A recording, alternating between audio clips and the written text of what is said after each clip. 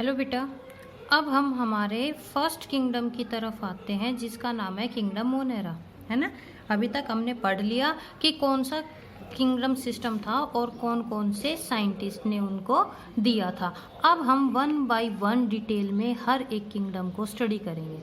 देखो, जो kingdom Monera की जब बात आती है तो ये प्रोकैरियोट्स का किंगडम होता है। Prokaryote that means primitive organism, और यही रीजन है बच्चे, हम इस किंगडम को प्रोकैरियोटा किंगडम के नाम से भी जानते हैं। इसके अंदर कौन आते हैं? वो सारे के सारे प्रिमिटिव ऑर्गेनिजम्स, प्रिमिटिव, प्राचीन। ठीक है, प्रिमिटिव वर्ड कहाँ से लिया गया है, क्या मतलब है? प्राचीन, जो कि बहुत पहले, शायद जब लाइफ का ओरिजिन हुआ था तब ये लोग क्या हुए थे, आए थे। और यही कारण है कि जब सबसे पहले लाइफ बननी शुरू हुई थी, ये लोग आए थे, तो जो जितने भी मोनेरोन्स रहते हैं वो हर टाइप की हैबिटेट का मतलब है कि किस टाइप के एनवायरनमेंट में वो लोग रहने के लग रहे हैं। ठीक है, और सबसे ज़्यादा भी है। अगर अब हम इनकी बात करें बेटा, ये आपको हर जगह देखने को मिलेंगे, ओशियंस में, आइसबर्ग्स में, हॉट स्प्रिंग्स में, ठीक है, ड्राई डेजर्ट्स में, डस्ट पार्टिकल्स, हमारी बॉडी के बाहर और बॉडी के अंदर भी ये लोग देखने को मिलते हैं। मोनेरोन्स की जब हम बात करेंगे, मोनेरोन्स को आप कभी भी देखो, ह्यूमन बॉडी है, ठीक है, ह्यूमन में हम पढ़ते हैं कि सेक्सुअल डाइमॉर्फिज्म है, लेकिन क्या ये डाइमॉर्फिज्म आप माइन्यूट ऑर्गेनिज्म में कर सकते हो? नहीं ना।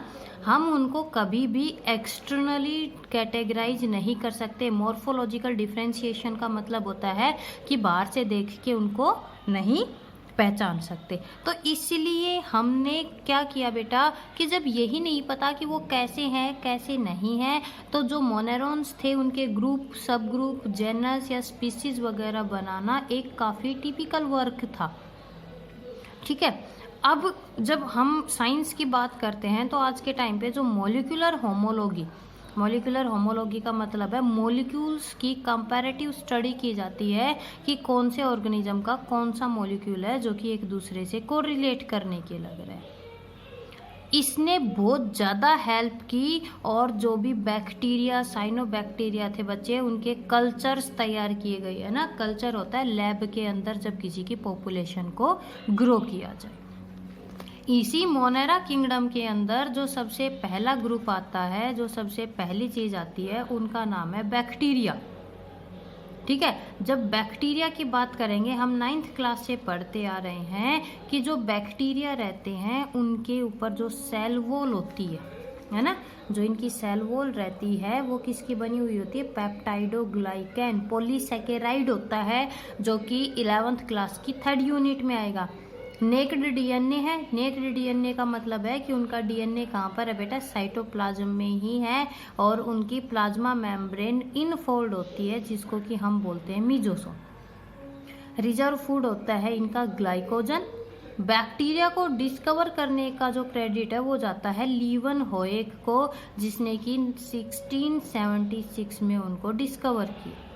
तो जब हम इनके जनरल कैरेक्टर की बात करते हैं, कैसे होते हैं? ये यूनिसेलुलर होते हैं। पेप्टाइडोग्लाइकैन की सेल वॉल होती है, इनको प्रोटेक्ट करने के लिए, ठीक है, एक लेयर होती है ग्लाइकोकैलिक्स की, जिसको कि हम म्यूसिलेज के नाम से भी जानते हैं। डीएनए बच्चे इनका सर्कुलर होता है।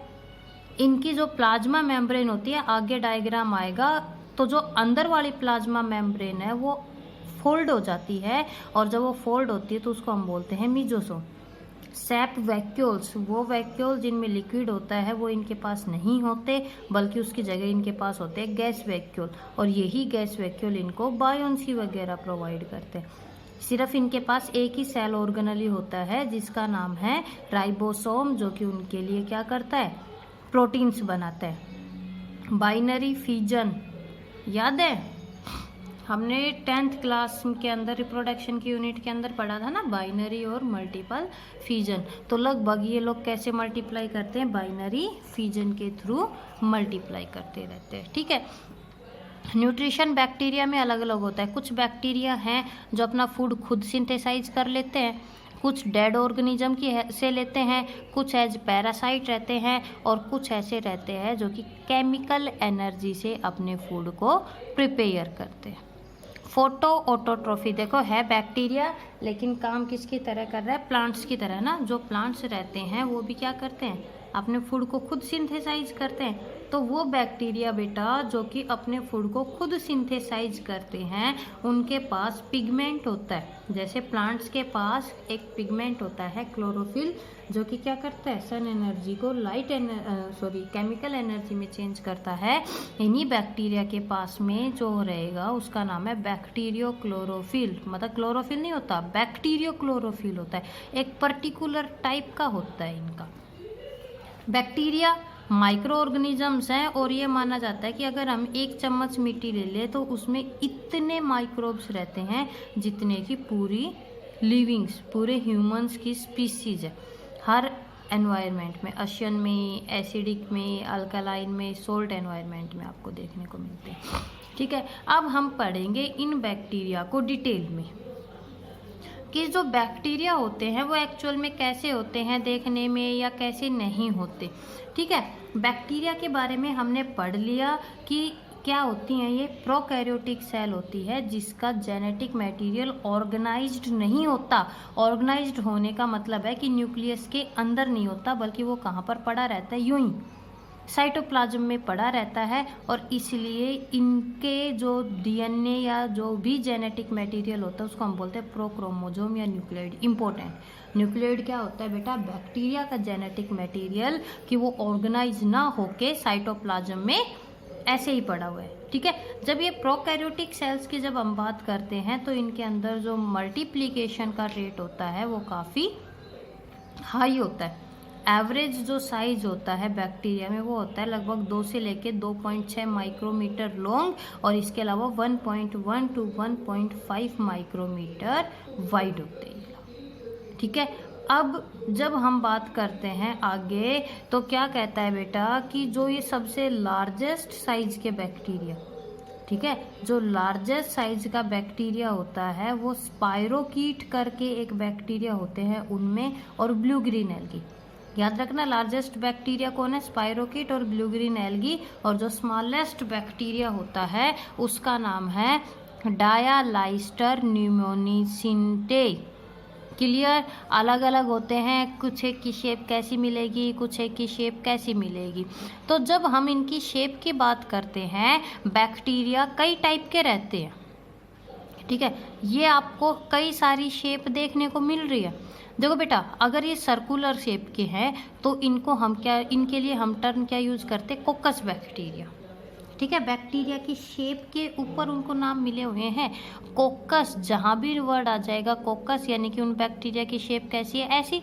सिंगल सिंगल है तो मोनो, 2-2 की फॉर्म में है तो डिप्लो, 4-4 एक साथ है तो टेट्रा। और देखो ऐसे ये वाली आगे जाएंगी, अगर चेन की फॉर्म में है तो उनको हम बोलते हैं स्ट्रेप्टो, लेकिन एक पूरे ग्रुप में है तो स्टेफाइलोकोकस। और अगर वो 3D फॉर्म में हमें अपीयर हो रहे हैं then the bacteria known as sarcinae. समझ गए। लेकिन अगर बैक्टीरिया की शेप कैसी है, सिलेंड्रिकल, तो उसके लिए हम क्या टर्म यूज करते हैं, बैसिलस। देखो मोनो, डिप्लो, और अगर इस तरह एक दूसरे के ऊपर इकट्ठे होते तो पैलिसेड, और चेन की फॉर्म में होते तो स्ट्रेप्टोबैसिलस, स्ट्रेप्टोकोकस, स्ट्रेप्टोबैसिलस। स्पाइरल, घुमाऊ है ना, दिख रहा है, अगर इस टाइप का है तो इनके लिए हम क्या टर्म यूज़ करते हैं, स्पाइरिलम। और अगर हुक शेप है, आपके नीट के अंदर यानी कि जो कॉम्पिटेटिव मेडिकल एंट्रेंस है उसके अंदर ये क्वेश्चन आता है, हुक शेप जो बैक्टीरिया होते हैं उनको हम क्या बोलते हैं, उनको बोलते हैं विब्रियो। ठीक है, हुक शेप, जैसे हुक होता है ना टांगने के लिए, खुट्टी आप जिसको बोलते हैं, अपने घरों में भी होती है, तो उस शेप के जो बैक्टीरिया होते हैं बेटा उन्हीं को हम बोलते हैं विब्रियो बैक्टीरिया। हमारे अंदर एक डिजीज होती है जिसका नाम है कोलेरा। कोलेरा को जो फैलाता है वो इसी शेप का बैक्टीरिया होता है। लेकिन अगर बैक्टीरिया ऐसे हैं जिनमें ब्रांचेज निकली हुई है, जैसे पेड़ की टहनी हो, तो उनको हम बोलते हैं माइसीलियम। इस शेप के होते तो स्टॉक, और अगर इस शेप के होते तो उनको हम क्या नाम देते हैं बेटा, बडिड के नाम से जानते हैं, स्पाइरिलम। ठीक है, यहाँ पर कोई भी एग्रीगेशन वगैरह हमें देखने को नहीं मिलती। क्लियर, चलो जी अब चलते हैं आगे इनकी शेप के बाद में। अब बात करते बेटा फ्लैजिला। जैसे हमने बैक्टीरिया को उनकी क्या शेप है उसके बेस पे क्या किया, कैटेगराइज किया। इसी तरह बैक्टीरिया में फ्लैजिला है या नहीं, फ्लैजिला किस में हेल्प करता है, उनकी मूवमेंट में हेल्प करता है ना, तो वो फ्लैजिला है या नहीं है, इसके बेस पे हम उनको कई नाम देते हैं। देखो अगर बैक्टीरिया की बॉडी पे कोई भी फ्लैजिला नहीं है then these are known as atrichous, ठीक है, हम उनको क्या नाम देते हैं, एट्राइकस के नाम से जानते हैं। अगर उनके एक सिंगल है फ्लैजिला बैक्टीरिया की बॉडी पे मोनोट्राइकस, दोनों एंड पे है ना, हर एक एंड पे एक एक फ्लैजिला है तो एम्फी, एक ही एंड पे एक टफ्ट है, देखो पूरा का पूरा झुंड है तो उनको हम बोलते हैं लोफो। अगर पूरी बॉडी पे इस तरह फैले हुए हैं flagella then this is known as peritrichous, और दोनों एंड पे बेटा एक टफ्ट है फ्लैजिला का तो इनको हम नाम देते हैं सिफेलोट्राइकस बैक्टीरिया, ठीक है। तो शेप के नाम पे या उनके फ्लैजिला है या नहीं है इस बेस पे उनको कैसे नाम दिया जाता है, ये चीज़ क्लियर हो गई। अब इसके अलावा बैक्टीरिया को दो कैटेगरी में और तोड़ रखा है, ग्राम पॉजिटिव और ग्राम नेगेटिव। साइंटिस्ट आया क्रिश्चियन ग्राम, उसने देखा कि बैक्टीरिया तो बहुत ज़्यादा है, इस तरह इनको किस तरह हम कैटेगराइज कर सकते हैं, तो बेटा उसने क्या की, एक डाई बनाई, ठीक है, उसने क्या किया, एक डाई बनाई जो कि वीक अल्केलाइन थी और उसको नाम दिया क्रिस्टल वोयलेट। अब उसने क्या किया, सारे बैक्टीरिया को उसके अंदर डिप कर दिया, ध्यान से सुनना, इस डाई के अंदर सारे बैक्टीरिया को डाल दिया, तो जितने भी बैक्टीरिया को डाला वो सारे के सारे ब्लू कलर के हो गए, ठीक है, यानी कि मान लो वो कोई वाइट कलर के थे और जब इसके अंदर डाला तो वो सारे के सारे कैसे हो गए, ब्लू कलर के। अब उसने उस डाई में से उनको निकाला, सबसे पहले ट्रीट किया 0.5% आयोडीन सॉल्यूशन से, फिर उसको उसने वाटर से वॉश किया और फिर डाला अल्कोहल में, ठीक है। जब उन्होंने ब्लू कलर ले लिया तो सबसे पहले किस में डाला उनको, 0.5% आयोडीन सॉल्यूशन में, वहाँ से निकाल के उसने क्या किया, उनको वाटर से वॉश किया और वाटर से वॉश करके फिर उसने डाल दिया उनको अल्कोहल में। जब अल्कोहल में डाला, जब उसने ये वाटर के साथ किया तो सारे के सारे कलरलेस हो गए, लेकिन जब उसने अल्कोहल में डाला तो कुछ बैक्टीरिया ऐसे थे जो कि कैसे ब्लू कलर फिर से ले लिया उन्होंने, और कुछ ऐसे थे जिन्होंने कि ब्लू कलर को गेन नहीं किया।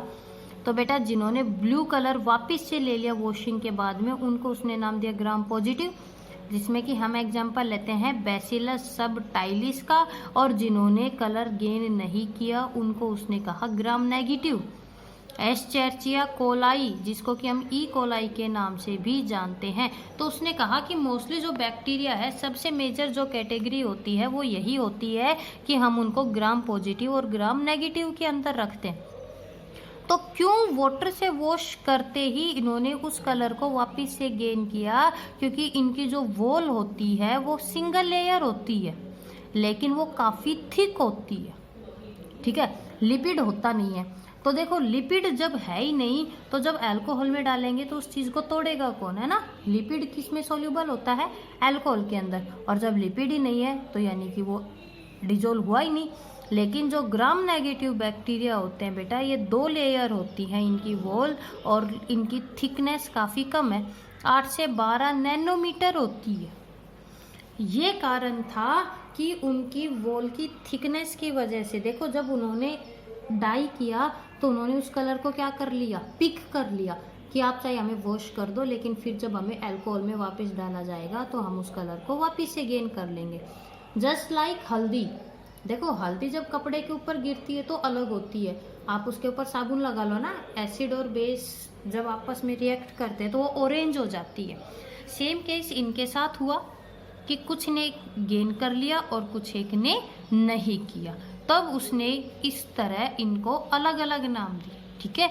हो गया कि हम उनको उनकी शेप के नाम पे, फ्लैजिला के नाम पे, और वो किस स्टेन को गेन कर लेते हैं और किस स्टेन को गेन नहीं करते, उस बेस पे हम बैक्टीरिया को कई सारे ग्रुप में डिवाइड कर देते हैं।